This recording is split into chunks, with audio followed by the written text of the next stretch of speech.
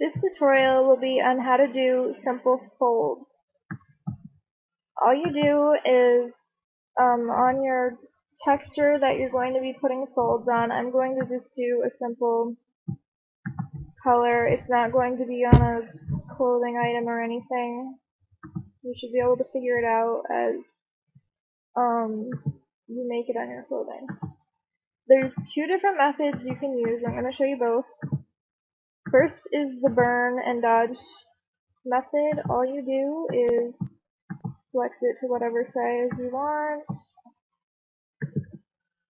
I don't know why I made a new layer. You do not use a new layer, you just use it on the same for that. Just make a mark like this, and then you do the same.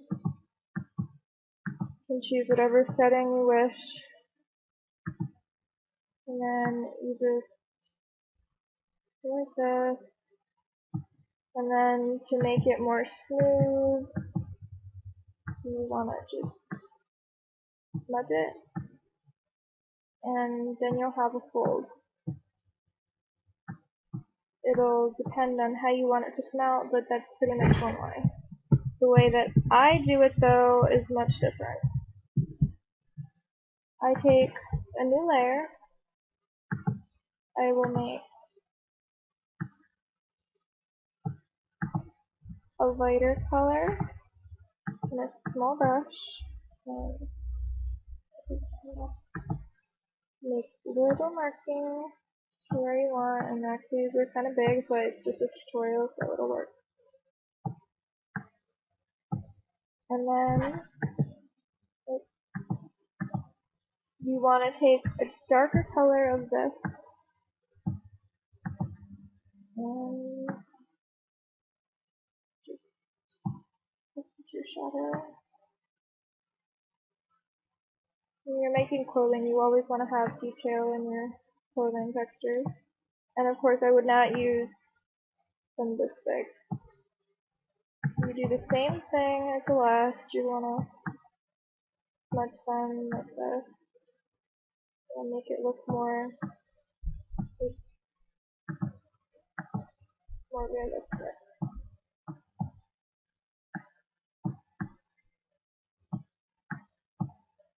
Obviously, these are not the best folds in the world. They're not really meant to be. You can make them smaller, bigger. Probably you're just going to make them smaller. And the good thing about working in layers is you can change, the size of it. You can also set it to soft white or not soft white.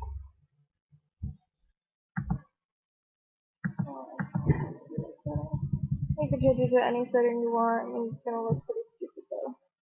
You want to change the opacity is what I was meant to say. And you can make it lighter so that it'll blend more into the color you're using. Also, the good thing about using a different layer, and actually when I do it, I do two different layers, one for the light color and one for the dark color, but it's just a tutorial, so I'm just going to show you the basics. This is why it's good to work in layers.